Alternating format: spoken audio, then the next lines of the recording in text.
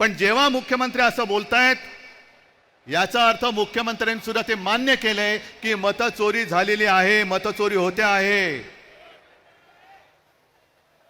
आज मला अभिमान आहे एका गोष्टीचा।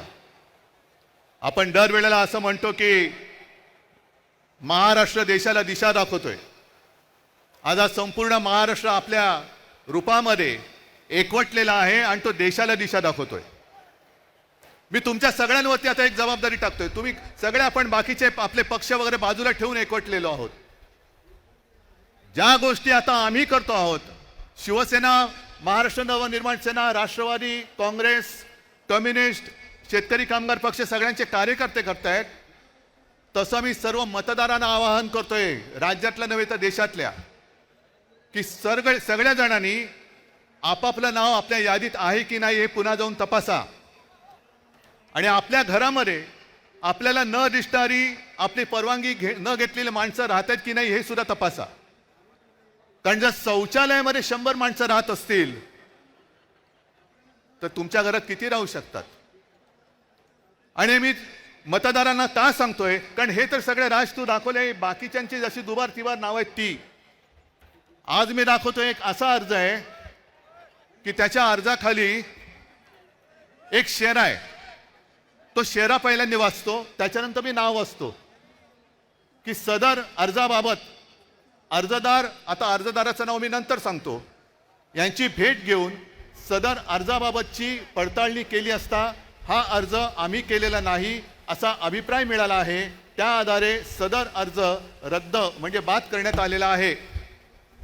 आणि हा अर्ज ज्याने अर्ज केलेलाच नाही, आपल्या नावाने ज्याने अर्ज तिकडे कोणी केला हे माहितीच नाही, त्या अर्जदाराने केलाय।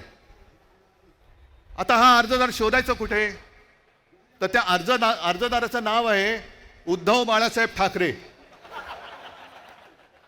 उद्धव बाळासाहेब ठाकरे या माणसाने हा व्हेरिफिकेशनचा अर्ज केलाय ऑनलाईन, जो उद्धव बाळासाहेब ठाकरेलाच माहिती नाही।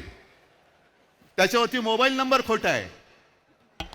एक 2 दिवसापूर्वी मी बसलो होतो मातोश्रीमध्ये लोकांना भेटत, मला रवीने येऊन सांगितलं की निवडणूक आयोगाची माणसं आलेत। म्हटलं निवडणूक आयोगाची म्हणजे साधू संत येती घरा, तोची दिवाळी दसरा, आता दिवाळी झाली दसरा झाला, हे कशाला आले?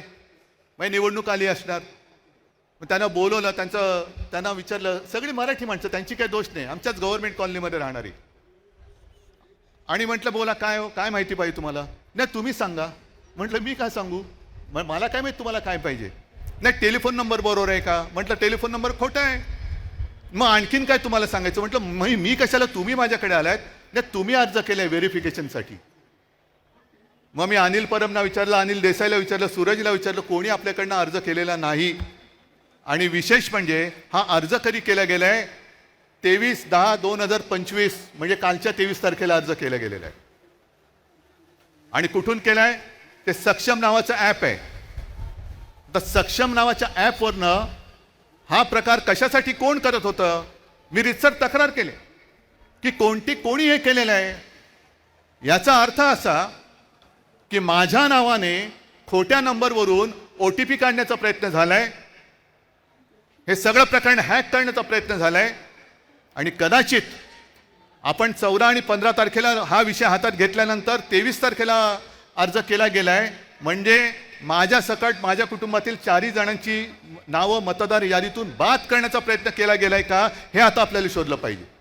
आता isakal.com आहे देशातील नंबर 1 ची मराठी न्यूज वेबसाईट। प्रत्येक अपडेटसाठी isakal.com ला नक्की भेट द्या।